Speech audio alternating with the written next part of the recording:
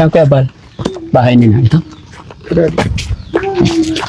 So yun mga kababayan, mga kabarangay, no? Isang mapagpalang hapon po sa atin lang sa araw na to. Kung napapanood ninyo si nanay na nagtitinda ng katuray na natagpuan namin sa nagpang-abot kami sa bukid nung dumalaw ako sa ating pananim at nai-upload natin nakaraang I think running 1 month ago. Ayan. Pero wala pa naman isang buwan siguro o meron na. Hindi ko na alam. So may nagpaabot ng tulong sa kanya mga kababayan dahil napanood nila yung kalagayan ng mag-ina na pilit nilalabanan yung hamon at hirap ng buhay. Kahit mayroon siyang anak na baby, sanggol pa lang. Ilang buwan yung sanggol niya doon? 2 months pa lang mga kababayan. Kung iisipin ninyo dapat hindi pa ginagala, pero kasama ng nanay na magtinda dahil nga po sa hirap ng buhay. Pero dahil napanood ng ating mga kababayan at may nagpaabot ng tulong. Kaya sa aming pagtanong-tanong sa araw na ito mga kababayan at natuntun namin na ito ang kanilang bahay. So mga kababayan, samahan niyo po ako para malaman natin ang sitwasyon ng kanilang pamumuhay dito. Dito ba? Po. Ay. Oh, Jessica. Jessica yung pangalan mo? Opo. Oh, Jessica. Magandang hapon. Magandang hapon. Kumusta? Pwede nga pumasok? Pasok po kayo.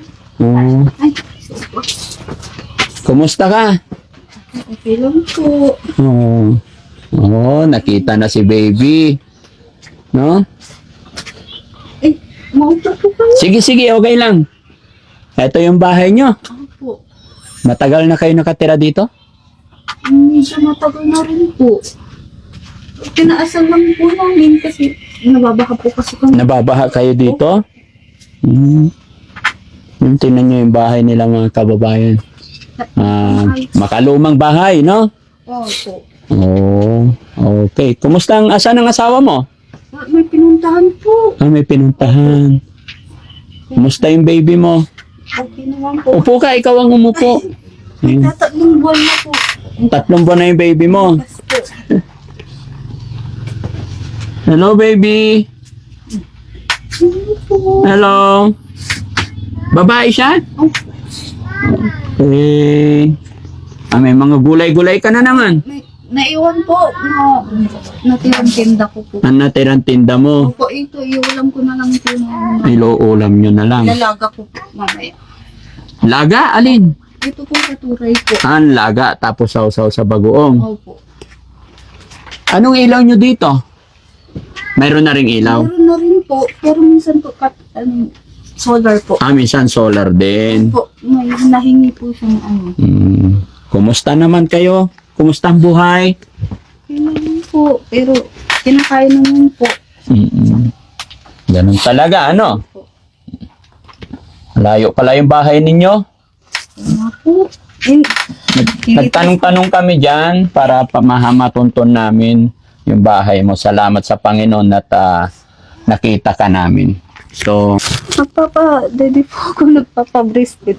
Daddy po. Nagpapa-breastfeed ka, kaya pala. Pinakaluan ko po kasi kung minsan po nawawalan, minsan po, kaya minsan bumibili po ako ng gatas.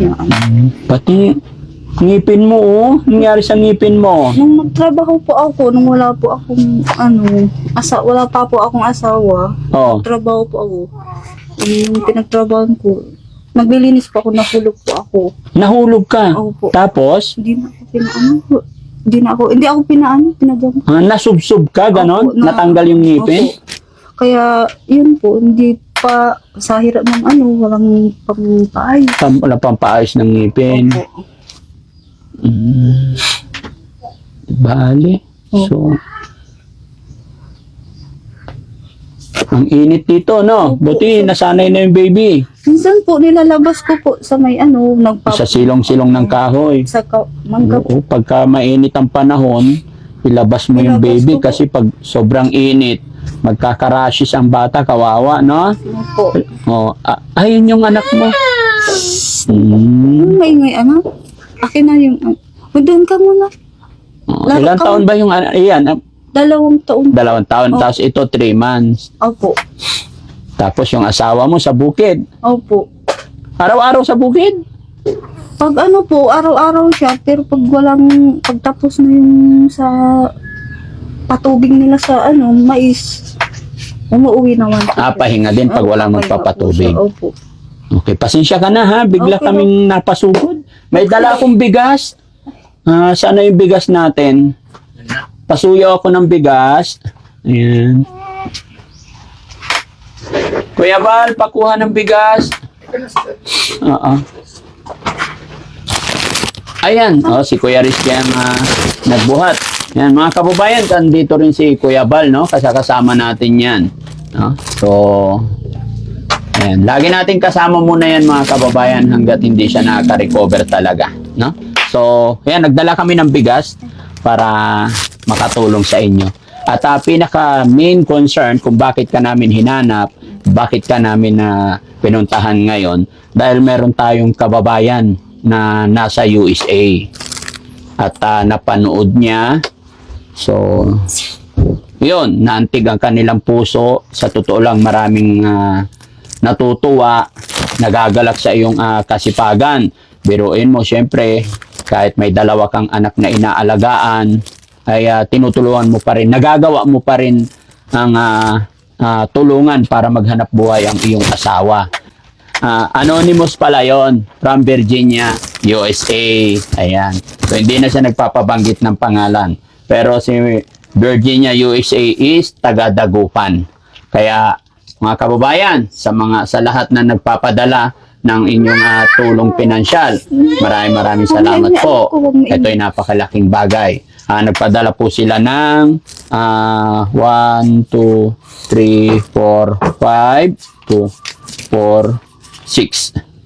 5,656. Ay, may piso. Sana. Ayan, no? So, sana makatulong to sa iyo para sa mga anak mo. Bilhan mo ng bili kayo ng damit nyo. No? Para tanggapin mo to. Thank you po. Thank you po. Malaking tulong po to. Lalo na po yung sa bigas. Hindi na po ako bibili. Hindi na po kami, malaki. Ilang linggo na rin po nang makakain po. Bibili ko na lang po ng damit ng dalawa kong anak. Makakabili ka damit ng anak mo. Gatas. Ano masasabi mo, nakatanggap ka ng blessing sa araw na ito? Maraming salamat po sa nagbigay. Malaking tulong po sa amin to. Matutulungan ko din si asawa ko po na Gaano ba kahirap kitain ng pera dito ngayon? Mahirap po, lalo na pag matapos na po yung yung maisan, wala na pong patubig, wala pong trabaho talaga. Uwi siya dito, maghihintay siya ng tawag. Maghihintay ng tawag? Opo. Pagtapos na maisan? Opo. Sige, basta laban lang tayo, ha? Opo. Ayan. Kaawa yung mga bata, mga kababayan, pero suggest ko lang sa'yo, Jessica, dahil alam naman natin na sobrang hirap ng buhay natin, para hindi, ito opinion lang, huwag ka magtampo, huwag ka magalit. Opo. Opinion ko lang kasi sa hirap ng buhay. Ito babae, Opo. May babae din yan. So kailangan pa ng lalaki. Ko muna po. Oo, ang ko lang, wag yung dikit-dikit masyado, no? Para Pero ang kasabihan naman ng iba, maganda na yung sunod-sunod na para minsanan na, no? Pero pag-isipan mo lang kung ano yung hindi masyadong makakabigat sa inyo, no? Opo. Okay. So, salamat at nakapasyal kami dito. Salamat sa Panginoon kahit na anong busy natin, na singit na puntahan ka namin. Kaya talagang ako'y nagpapasalamat, mga kababayan, sa inyong lahat, sa lahat ng viewers natin, sa lahat ng nagsishare natin.